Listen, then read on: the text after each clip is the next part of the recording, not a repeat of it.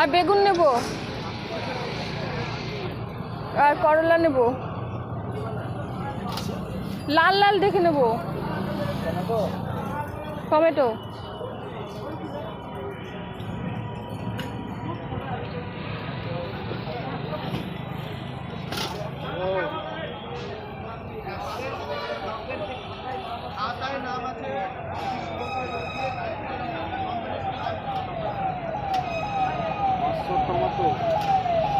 দুটো বেগুন বেগুন নেব। করলা কত বললেন? 100 টাকা। 100।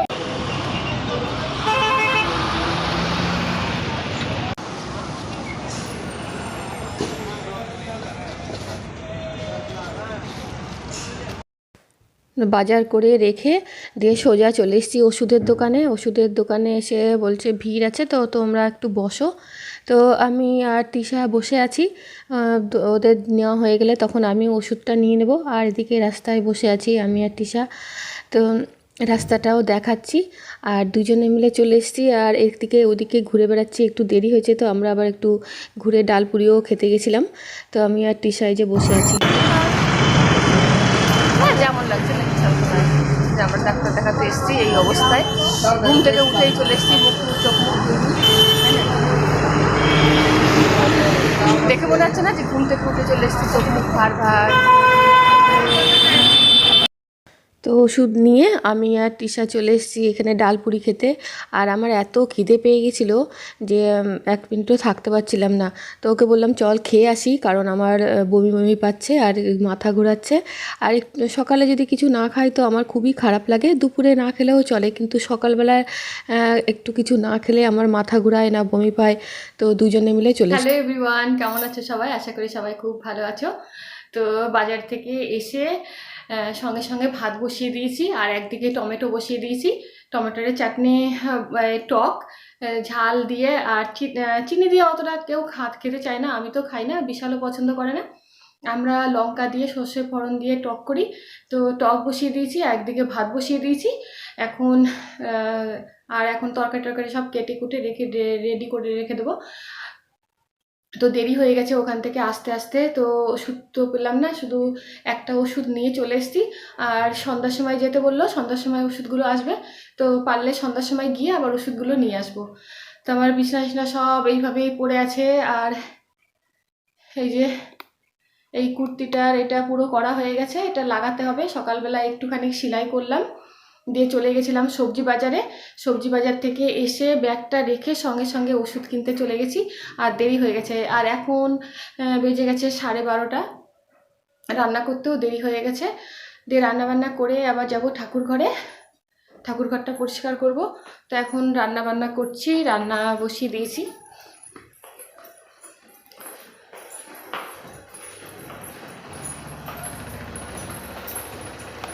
তো এই যে আমার টমেটোর চাটনি হচ্ছে, টক, আর এদিকে ভাত হচ্ছে। রান্না টকটা হয়ে গেলে তখন আবার তরকারি বসাবো। আর বিশালকে বলবো মাংস নিয়ে আসতে, ও মাংস আনলে তখন দুপুরবেলায় করবো। তো এখন খাওয়ার মতন একটু তরকারি করে নিচ্ছি।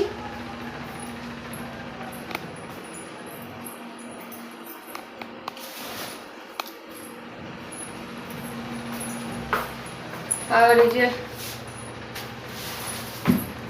নিয়ে এসছি লাল হারপিক,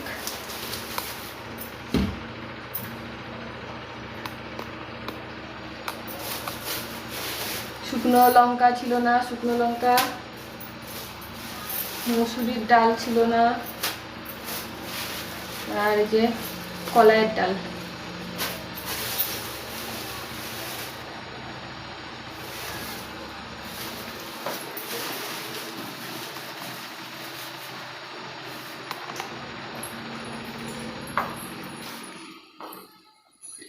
তো সবজিগুলো তোলা হয়নি, সবজিগুলো তুলবো, ব্যাগেই আছে। শুধু ওখান থেকে টমেটোটা বের করে টমেটোটা কেটে বসিয়ে দিলাম। এখন ব্যাগ থেকে আলু নিয়ে এসেছি, নতুন আলু উঠেছে, নতুন আলু নিলাম 3 কেজি। আর বেগুন, তারপরে মটরশুঁটি, টমেটো, উচ্ছে, ধনে পাতা, লেবু, এগুলো সব নিয়ে এসেছি। তো এখন দেখি একটু বেগুন ভাজা করব। বেগুন ভাজাটা খেতে খুব ভালো লাগছে এখন গরম গরম। তো একটু বেগুন ভাজা করব আর টমেটোর টক, আর মাংস করলে মাংস করব। আর আমার জন্য একটা দেখি আগে এগুলো রান্না করি, তারপরে আমার জন্য একটা তরকারি করব।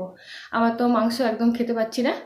তো চলো রান্নাঘরে গিয়ে কাটাকাটিগুলো করে নিই। তো সারাদিন পর এখন চলে এসেছি রান্নাঘরে। সকালবেলায় মাংস আনতে পারিনি, দিয়ে এখন মাংস আনতে গেছে, আর আমি এদিকে সব কেটে কুটে রেখে দিয়েছি। পেঁয়াজ, আদা, রসুন, আদাটা বেটে রেখেছি, আলু কেটেছি, আর পেঁয়াজগুলো কেটে নিয়েছি। এখন বিশাল আসলে রান্নাটা বসিয়ে দেবো। তো এই যে আমার পেঁয়াজ কাটা হয়ে গেছে, আর এদিকে আলু, টমেটো, আর এদিকে আদা বেটে রেখেছি, গরম মশলা।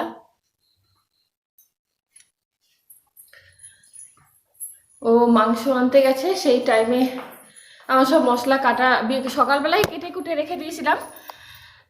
তো পেঁয়াজগুলো কেটে ছুলে রেখেছিলাম, আর আলুগুলো কাটা হয়নি। নতুন আলু নিয়ে এসেছি, ওই দিয়ে আজকে মাংস রান্না করব।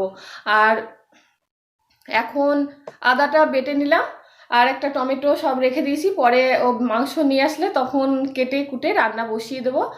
তো আনুক দেখি কতটা আনছে। যদি বেশি করে 1 কেজি মাংস আনে তাহলে অর্ধেকটা রান্না করব আর অর্ধেকটা রেখে দেবো। অতটা তো এখন খাওয়া যাবে না, ও একাই খায়, আমি অতটা মাংস খাইও না।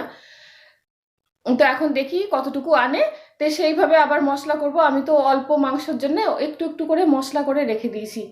তো এখন সকালবেলায় তো রান্না হয়নি, সকালবেলায় ডাল কাঁচা মানে সিদ্ধ ডাল আর বেগুন ভাজা, টমেটোর চাটনি দিয়ে খেয়ে নিয়েছি। এখন করব একটু মাংস, ভাত খেলে ভাত করব, আর যদি বলে রুটি খাবো তাহলে রুটি করব। আর আমি তো রুটি খাবো না, মাংস দিয়ে তো রুটি খেতেই পারি না। তো আমি অল্প করে আমার জন্য কটা ভাত করব। তো দেখি এখন মাংস আনুক, তারপরে রান্না বসাবো। আর আমার ছেলে আমাকে কাজ দিয়ে গেছে হেয়ার ড্রাই দিয়ে ওর এই ভিজা সোয়েটারটা শুকানোর জন্যে। তো 4টের সময় বের করেছে মেশিন থেকে, যে পুরো ভিজা আমি মেলেছি, এখন বলছে এইটাই পরবো, এখন এটা হেয়ার ড্রাই দিয়ে শুকিয়ে দাও। তো একটুখানি শুকালাম, কিন্তু মোটা জায়গাটাতে সব ভিজা ভিজা আছে এই বর্ডারগুলোতে। তো এত শুকাচ্ছি, তাড়াতাড়ি শুকা। এখন 4টের সময় কাঁচা হয়েছে, আর এখন বলছে এই সোয়েটারটাই পরবো। তো সব বডি শুকিয়ে গেছে, কিন্তু এই ধারগুলো এখনো শুকায়নি, এখন দেখি শুকাতে হবে। তো বিশাল এই যে মাংস নিয়ে চলে এসছে, 1 কেজি মাংস নিয়ে এসছে। তো রাত্রেবেলায় 1 কেজি মাংস রান্না করলে তো বাসি মাংস অতটা খেতে চায় না। তো অর্ধেকটা রান্না করব আর অর্ধেকটা রেখে দেবো, আর একদিন হয়ে যাবে। তো আমার মশলা তো কেটে বেটে রেখে দিয়েছিলাম, আর এখন শুধু মাংসগুলো ধুয়ে চাপিয়ে দেবো। আর ভাত করব। বিশালকে জিজ্ঞাসা করলাম ভাত খাবি না রুটি, তো বললো ভাতই করো। তো ভাত করব আর মাংসটা করব। আর আমি তো একদম মাংস খেতে পারি না, মাংস রান্না করলে তো রান্নাঘরেই ঢুকতে পারি না এরকম। আর কেউ যদি রান্না করে দেয় তাও আমি একটু খেতে পারি, কিন্তু নিজে রান্না করলে একদম খেতে পারি না। তো এখন মাংসগুলো ধোয়া হয়ে গেলে আমি আবার বসিয়ে দেবো। একটু আগে আগেই রান্না করে রেখে দেবো, কারণ ঠান্ডার মধ্যে রাত্রে রান্না করতে ইচ্ছা করে না, আর ভালোও লাগে না। একবার যদি বিছনায় ঢুকে যাই তো কম্বলের নিচে থেকে আর বেরোতে ইচ্ছা করে না। তো ভাবলাম যে সন্ধ্যার সময় রান্নাটা বসিয়ে দিই, তাহলে তাড়াতাড়ি রান্নাটা হয়ে গেলে আর রাত্রে কোনো কাজ থাকবে না। তো আমি যে মাংস ধুচ্ছি, ধোয়া হয়ে গেলে রান্নাও চাপিয়ে দেবো। তো মাংসটা আমি ধুয়ে নিই।